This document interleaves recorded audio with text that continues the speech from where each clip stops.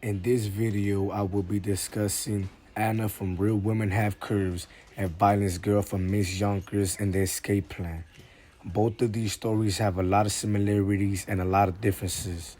The main similarity of both of these stories is that they focus on one girl going through a new major step in student life.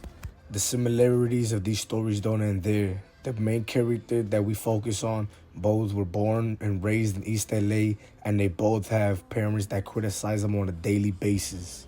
But just as these stories have the similarities, they also have the differences. For example, Anna from Real Women Have Curves wants to get both her parents' blessing to go to college, while Violence Girl from Miss Yonkers and Escape Plan simply just does what she loves with or without permission.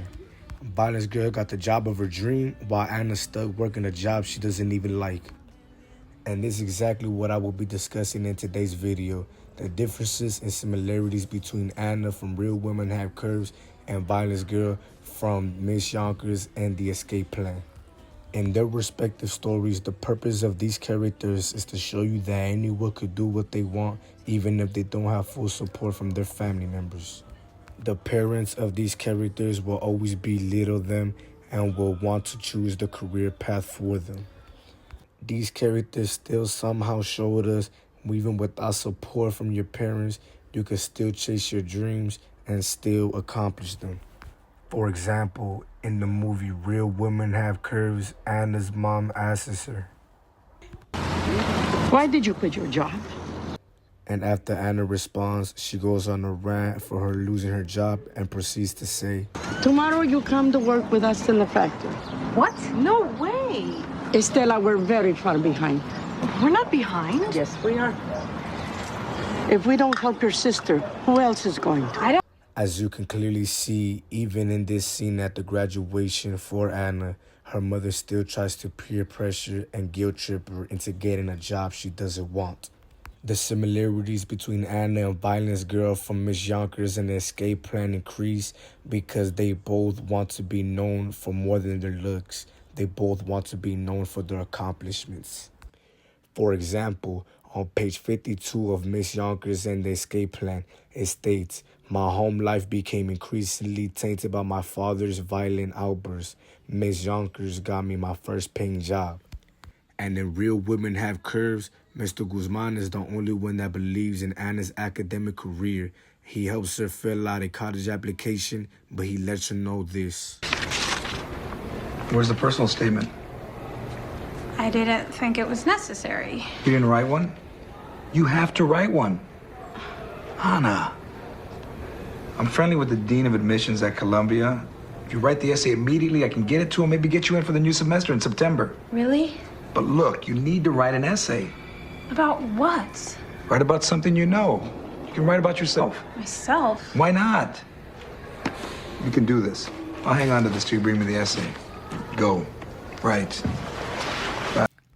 This example shows us that they have common obstacles to overcome because they both have parents that don't believe they will make it somewhere in life, but they do have someone in school to motivate them to do it for themselves instead of pleasing other people. This is important because most kids don't realize it until it's too late that they could do or become exactly what they wanted to be in life or more. Kids like this don't realize that there's a whole world out here with full opportunities blocked by their peers.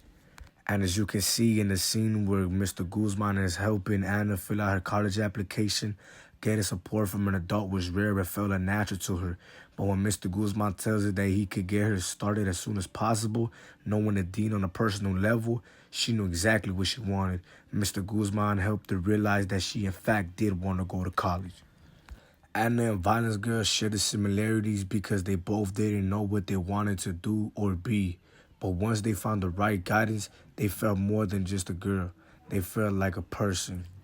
Despite the similarities, they still had different perspectives on the world. In their stories, they both get mistreated by their relatives and find people in the educational system that motivate them to their full potential. For example, on page 52 through 53 in Miss Yonkers and the Escape Plan, it states, "Miss Yonkers would achieve near heroic status in my life.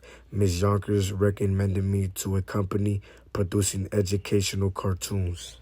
And in Real Women Have Curves, Mr. Guzman shows up to Anna's house and graduation party, talking to her parents, letting them know. Anna is an excellent student. I'd like to see her continue her education, go to college. This example shows the difference between Violence Girl and Anna. Violence Girl idolizes her mentor, but Anna just sees a teacher wasting his time. This happens almost every day when kids see their teacher trying to motivate them. They just see a teacher who wants their paycheck. But some teachers have different ways to motivate their kids and to see them succeed in their own way. Most kids that don't have motivation at home mostly have better motivation when they work with their peers or when they have a teacher to see their full potential and test their knowledge. For example, when I was in 3rd grade, I was doing so well in my class that my teacher pulled me to the side and told me to bring my mother after class. I didn't know why, but I still brought her. My teacher ends up telling my mother I am a little advanced than most of the kids in my class and she would like to see me excel in the magnet program. Around that time, I thought she just didn't want to see me have fun because I was just a little kid. But I later realized she was trying her best to help me be more successful in my academic career. In these pieces of evidence, we can see that Anna and Violence Girl are completely different traditionally. Anna wants the blessing of both of her parents to continue on what she wants to do, and Violence Girl simply just does what she loves to do. In these two stories, you can see brown identity everywhere. Brown identity is anything you want it to be. Everybody that's brown loves different things and enjoys different things. In these two stories, they both have limited motivation because of the people around them telling them how they should live their life because how they live theirs. There's a clear example of this on page 53 of Miss Yonkers' An Escape Plan stating, the fanciest place I'd ever eaten was the top floor red room of Clifton's cafeteria in downtown LA. This piece of evidence provides us the fact that she did grow up in a low-income house. This meaning that she has never seen nothing fancier than the downtown area of her city. She didn't know that there was more to the world because of the people around her blocking her access. And you could see the similar acts happening in Real Women Have Curves, where Anna's mother tries to stop her from going to college and getting a job. Mr. Guzman shows Anna and opens her eyes in this scene about financial aid and scholarships.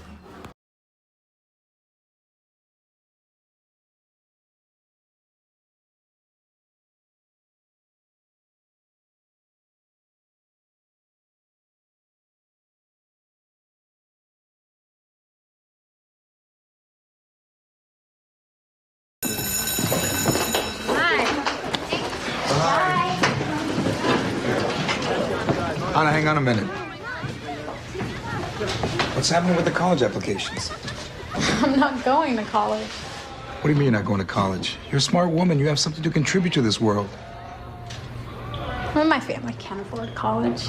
There are scholarships, grants, financial aid, all that stuff we've been talking about all year. Mr. Guzman, I'm really sorry to have to say this.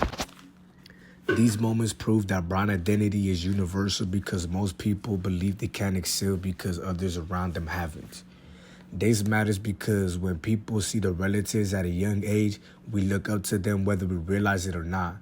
It happens so blindly that we start seeing what they do, whether it be good or not, and we start following right behind them.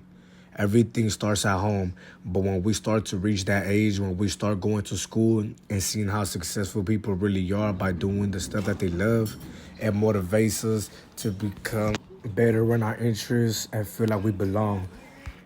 In conclusion, Adna and Violence Girl are important characters in their stories because they were both the main characters facing difficult obstacles trying to get to the goal without family support.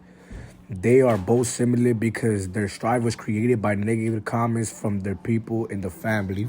They are different because they have different passions that they want to succeed in. From these stories, I learned that even if someone you love doesn't believe in your dreams, doesn't mean to quit. If anything, it means to try harder. This is a lesson important because a lot of people go through these problems on a daily basis but don't know how to go through them. This lesson will always be important because kids need motivation to excel through obstacles thrown by life.